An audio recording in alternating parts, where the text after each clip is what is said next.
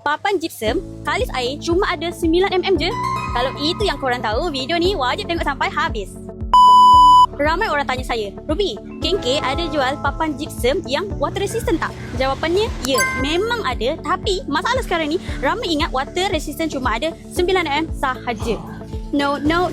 Sebenarnya kita ada saiz 4x8 dengan ketebalan 12mm tau.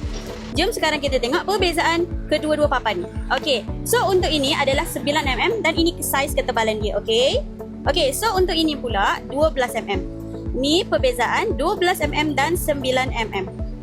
Sekarang saya ajar cara bezakan papan gypsum. Jangan salah beli tau. Jom kita tunjuk yang pertama, iaitu warna kelabu. Ini adalah gypsum biasa tau, sesuai untuk dinding dan ceiling standard.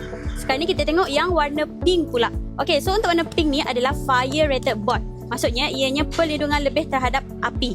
Okey, so sekarang last kali kita tengok yang warna hijau. Ini adalah papan water resistant board, sesuai untuk dapur, tandas dan kawasan lembap, tapi yang tak terlalu terdedah dengan air. Jangan main teka beli tau. Nanti bila salah pilih papan, renovation akan ulang 2 kali. Nak pilih papan ikut fungsi yang betul, terus kontak saya, Ruby, atau datang terus ke kedai kita di Taman Sri Manja. PM dan WhatsApp je, saya akan reply secepat mungkin. Jangan salah beli, jangan bazir kos, biar projek jalan lancar dari awal.